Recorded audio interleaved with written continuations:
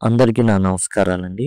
పూర్వి నూతనమైన text book 6థ్ క్లాస్‌కి సంబంధించి సీబీఎస్‌ఈ స్కూల్స్ ఏవైతే ఉన్నాయో వాటిలో ప్రవేశపెట్టడం జరిగింది. ఇందులో మీకు fables and folk tales. Fables అంటే కట్టుకథలు అంటే ఎవరో రాసినవి. And folk tales. Folk tales అంటే జనాల్లో నానుతూ వచ్చినటువంటి కథలివి. ఇవి ఎవరు రాశారో తెలీదు. ఎప్పటినుంచున్నాయో ఏమాత్రం కూడా తెలీదు. జస్ట్ ఏందంటే అట్లా జనబాహుల్యంలోకి వచ్చేస్తూ ఉంటాయి ఈ కథలు. అంతేగాని దీనికి మూలం ఇక్కడ వీళ్ళు రాశారనేవి ఏవి ఉండవు ఫోక్ టేల్స్‌కి. ఇప్పుడు యూనిట్ 1లో మనం 'the raven and the pox'. Raven అంటే కాకి, ఫాక్స్ అంటే నక్క. ఈ కథని మనం ఇప్పుడు చూడబోతున్నాం. చూడండి 6థ్ క్లాస్‌కి సంబంధించి పూర్వి ఏదైతే టెక్స్ట్ బుక్ ఉందో అన్ని పాఠ్యాంశాలు కూడా మీకు ఇక్కడ కవర్ చేయబడ్డాయండి. మీరు జస్ట్ సింపుల్‌గా ఏందంటే లింక్ అని గనక కామెంట్ సెక్షన్‌లో అడిగినట్లయితే నేను ఖచ్చితంగా పూర్వీకి సంబంధించిన టోటల్ ప్లే లిస్ట్ మీకు అందివ్వడం అనేది జరుగుతుంది. దయచేసి ఆ విషయాన్ని గమనించండి. ఒకవేళ మీరు మొబైల్‌లో చూస్తున్నట్లయితే ఐ కార్డ్స్ అనేవి ఇక్కడ వస్తూ ఉంటాయి. దాని ద్వారా యాక్సెస్ చేయొచ్చు. అండ్ చివర్లో ఎండ్ స్క్రీన్స్ అనేవి వస్తాయి. వాటి ద్వారా యాక్సెస్ చేయొచ్చు. ఈ వీడియో టైటిల్ గనక మీరు క్లిక్ చేసినట్లయితే మీరు డిస్క్రిప్షన్‌లో కూడా దీనికి సంబంధించి యాక్సెస్ అయితే చేయొచ్చు. ప్లే లిస్ట్‌లు ఇయన్నీ కూడా. ఇప్పుడు 'the raven and the pox' అనేది మనం చూస్తున్నాం. 'The raven and the pox'. Raven అంటేనేమో కాకి అండి. ఫాక్స్ అంటే నక్క. జిత్తుల మారి నక్క. ఇందులో ఉన్నటువంటి కఠినమైన పదాల్ని ముందుగా చూద్దాం. పర్చ్డ్ అంటే కూర్చోవడం అండి. ఒక కొమ్మ మీద కూర్చోవడం అనమాట జనరల్‌గా. నిలిచిన అని ఉంది గానీ అంటే పక్షి నిల్చునేది జనరల్‌గా కూర్చోదు. అందుకని నిలిచిన. మామూలుగా మన భాషలో అయితే పక్షి ఒక బ్రాంచ్ మీద కూర్చుంది. లింబ్ అంటే కొమ్మ. ఇక్కడ లింబ్ అనేది ఏందంటే ఓ బ్రాంచ్ ఆఫ్ ఏ ట్రీ అనేసి అర్థం అనమాట. రేనాడ్ అంటే ఏందంటే యూరోపియన్ ఫోక్‌లోర్‌లో అంటే ఐరోపా దేశాల్లోని జానపద కథల్లో ఫాక్స్‌కి రేనాడ్ అనేటటువంటి పేరుంటుంది. జిత్తుల మారి నక్కకనమాట. బీక్ అంటే ముక్కు. Hard pointed mouth of a bird. Morsel అంటే ముక్క, మెతుకు, ముద్ద ఇట్లాంటి అర్థాలైతే వస్తాయి. స్మాల్ అమౌంట్ ఆఫ్ ఫుడ్ అని అర్థం. అడ్మైరింగ్ అంటే మెచ్చుకోవడం. Showing respect or approval. Tones అంటే స్వరాలు. హ్యాండ్సమ్ అంటే అందమైన అనేసి అర్థం. ఫెదర్స్ అంటే ఈకలు. Light fluffy growths of that cover a birds body. ఈగలు తెలిసిందే కదా, పక్షి మీద ఉండేటటువంటి ఈకలు. క్రోక్ అంటే ఏదైతే ఫ్రాగ్ ఉందో బెక బెక అని అరుస్తూ ఉంటాయి కదా, మామూలుగా వర్షం పడిన రాత్రిళ్ళు మనం కానీ చూసినట్లయితే బెక బెక బెక అని అరుస్తూ ఉంటాయి. ప్రైడ్ అంటే గర్వం. ఐడ్ అంటే చూడడం అని. ఐ చూడడం, లుక్ చూడడం. గ్లో అంటే ప్రకాశం. అన్వైజ్ అంటే తెలివి లేనటువంటి. సర్ప్రైజ్ అంటే ఆశ్చర్యపోవడం. ఇవి ఉన్నటువంటి పదాలండి. వీటికి సంబంధించి మనం ఇప్పుడు ఈ కథని చూద్దాం. Let us do these activities before we read. మనం చదివే ముందు ఈ యాక్టివిటీస్ చూద్దామని. We know that frogs croak. కప్పలు బెక బెక అంటుంటాయి. Did you know that ravens also croak. అలానే కాకులు కూడా బెక బెక అని అరుస్తాయా? అరవు. యాక్చువల్గా అరవు. కాకులు కా కా అని అరుస్తాయి. Which animals shown to be cunning in stories. జిత్తుల మారి అనే పేరున్నటువంటి జంతువు ఏది అంటే అది నక్క అవుతుంది. ఓకే, బేర్ కాదు అండ్ టైగర్ అనేది కాదు. ఈ కథ గురించి మనం యాక్చువల్గా చిన్నతనం నుంచి చూస్తానే ఉన్నాం, వింటానే ఉన్నాం. అనేక కథలు వీటి గురించి రావడం జరిగింది.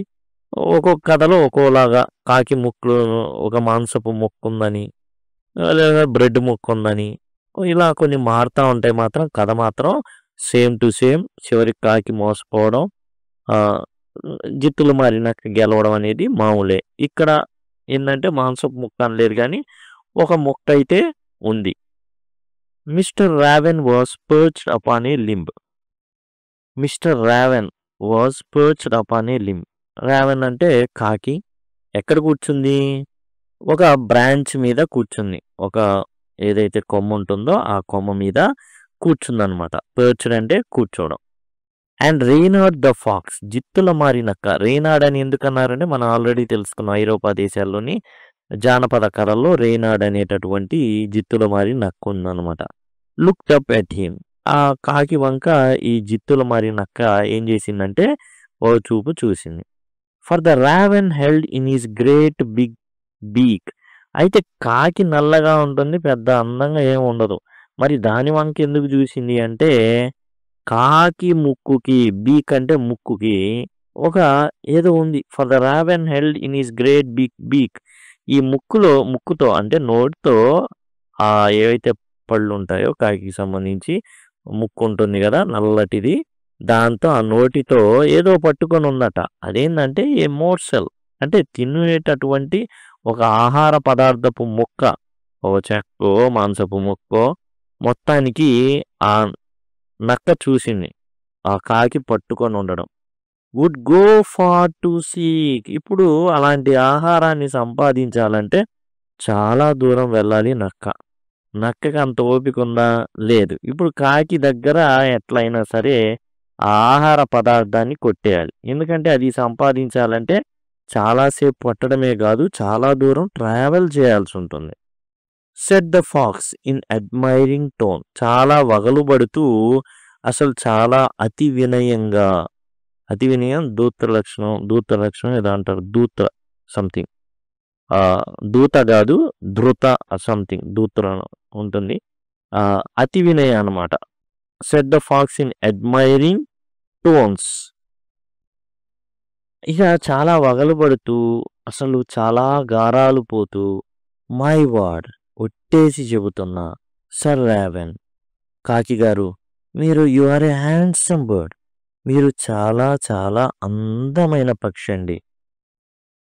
సచ్ ఫెదర్స్, మీకున్నటువంటి ఈకలు ఉన్నాయి చూసారా.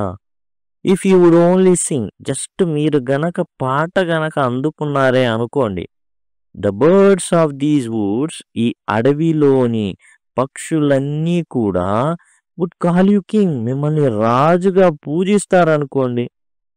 అంత బాగున్నారండి మీరు ఆ ఈకల్లో, రాజుగారు లాగా ఉన్నారు. జస్ట్ మీరు చేయాల్సిందల్లా పాడడమే. మీరు ఒక అద్భుతం, మీరు ఎంతో అందంగా ఉన్నారండి, అత్యద్భుతంగా ఉన్నారు అనేసి గారాలు పోతా జిత్తుల మారి నక్క పొగడ్డం మొదలుపెట్టింది. ఎందుకు? ఉచితంగానా? కాదు. కాకి ముక్కున ఏముంది? ఆహారం ఉంది. ఆ ఆహారం సంపాదించడానికి జిత్తుల మారి నక్క చాలా దూరం వెళ్ళాల్సి ఉంటుంది. ఇప్పుడు ఆ విషయం కోసం ఎంత దూరమైనా పోవడానికి కూడా సిద్ధమే. ఎవరు? జిత్తుల మారి నక్క. కాబట్టి పోతుంది, పొగడ్డం మొదలుపెట్టింది. The raven who did not see the joke. యాక్చువల్గా కాకి తెలియాలి, మనం నోరు తెరిస్తే కాకాలే, మన వల్ల కాదు పాడడం అనేది తెలియాలి. కానీ అది జోక్ అని తెలియక కాకి the raven who did not see the joke, అందులో జిత్తుల మారి నక్క ఏదైతే జోక్ వేసిందో అది గ్రహించలేని పాపం కాకి forgot that his voice was just a croak. కప్పల బెకబెక లాంటిదే తన స్వరం అని తెలిసినా గాని ఆ క్షణాన మరిచిపోయి ఈ ఓపెన్ హీస్ బీక్, తన కంఠస్వరాన్ని వినిపించడానికి వీలుగా నోరు తెరిచిందండి. ఇన్ హిస్ ఫూలిష్ ప్రైడ్, గర్వం ఎక్కేసింది, మనోడు బాగా ఎక్కిచ్చేశాడు ఇంజెక్షన్ పెట్టి. మీరు అందమైన పక్షి, అందరు మిమ్మల్ని రాజు అని పిలుస్తారు, అందమైనటువంటి ఈకలు అనేసరికి దీనికి ఈకలు ఊడిపోయినాయి. అండ్ తన యొక్క ఫూలిష్ ప్రైడ్తో ఏం చేసింది? ఆ నోటిని తెరిచింది. తెరవంగానే ఏముంది? Down fell the morsel. ఆ ఏదైతే ఆహారపు ముక్కుందో అది కాస్త కింద పడింది. ఫాక్స్ హ్యాడ్ ఐడ్, దానికోసమే జిత్తుల మారి నక్క కన్నేసింది దాని మీదే. ఇప్పుడు ఆ దేని మీద కన్నేసిందో మరి కాకి నోరు తెరిచింది, పాడ్డం మొదలు పెట్టింది. బెకబెక స్వరం, కాకా స్వరం తప్ప ఇంకోటి ఏమైనా వచ్చిద్దా? రాదు. ఆ నోట్లో నుండి కిందకు పడింది. పడంగానే పండగ చేసుకుంది ఎవరు అంటే జిత్తుల మారి నక్క. రేనాడ్ ద ఫాక్స్ హాహాహా లాఫ్డ్ ద ఫాక్స్. ఇక జిత్తుల మారి నక్క నవ్వడం మొదలుపెట్టింది. అండ్ నౌ యు నో, కనీసం ఇప్పుడైనా తెలిసిందా నీకు? Ignore sweet words that make you glow. నిన్ను ఉబ్బి తబ్బిబ్బయ్యేటటువంటి పదాలు ఏవైతే ఉంటాయో అటువంటి అందమైన పదాలని అస్సలు పట్టించుకోకూడదు నువ్వు కాకి. అంటే నేను నిన్ను రాజు, అందంగా ఉన్నావు, మంచి ఈకలన్నానే. ఇయన్నీ పట్టించుకోమాక. It's just a joke. Pride my friend. గర్వం ఉంది చూసావా మై ఫ్రెండ్. నేనెక్కిచ్చా అది. Is rather unwise. అది తెలివి తక్కువతనం. నీ విషయం ఏందో నీకు తెలియాలి గదా! నేను జెప్పినంత మాత్రాన ఒళ్ళు మరిచిపోయి నోరు తెరిచి నీ ఆహారాన్ని నువ్వు పోగొట్టుకున్నావుగా. I am sure this teaching is quite a surprise. ఇప్పుడు నువ్వు చివర్లో నేను ఇది చెప్తున్నానని సర్ప్రైజ్‌గా ఫీల్ అవ్వమాక. సర్ప్రైజే. కాకపోతే ఇదంతా అబద్ధం. ఓకే. జస్ట్ నేను నాకు కావాల్సింది పొందడం కోసం నీకేం చేశా బిస్కెట్ ఏశా. ఇక్కడ బిస్కెట్ ఏయలా ఉన్నది పీక్కుందనమాట. కాబట్టి ఇదండి. ఇది వచ్చేసి రాసింది ఎవరు అంటే జీన్ డీలా ఫాంటైన్ అనేటటువంటి వ్యక్తి రాయడం జరిగింది. ఇట్స్ యాక్చువల్లీ ఏందంటే మనం చెప్పినది యూరోపియన్ ఫోక్ టేల్ ఆయన అక్కడ అందించడం జరిగింది. దీనికి ఈ కథని. జనరల్‌గా మనం అయితే జాతక కథలు ఇలాంటి వాటిల్లో ఉంటా ఉన్నాయి. ఈ ఈ యూరోపియన్ కంట్రీస్ ఎక్కడైతే అక్కడ అందించింది ఈ వ్యక్తి కాబట్టి ఇదండి టోటల్‌గా మనం వచ్చేసి ఇది పోయెమ్. ఇక్కడున్నటువంటి టోటల్ చాప్టర్స్ ఏవైతే ఉన్నాయో అయన్నీ కూడా మీకు ప్లేలిస్ట్‌లో పొందాలి అనుకుంటే ఈ విధంగా పొందాలి అనుకుంటే సింపుల్‌గా మీరు లింక్ అని గనక కామెంట్ సెక్షన్‌లో అడిగినట్లయితే నేను ఖచ్చితంగా పూర్వీకి సంబంధించిన టోటల్ ప్లేలిస్ట్ అనేది మీకు అందజేయడం జరుగుతుంది. Thank you. Thanks a lot.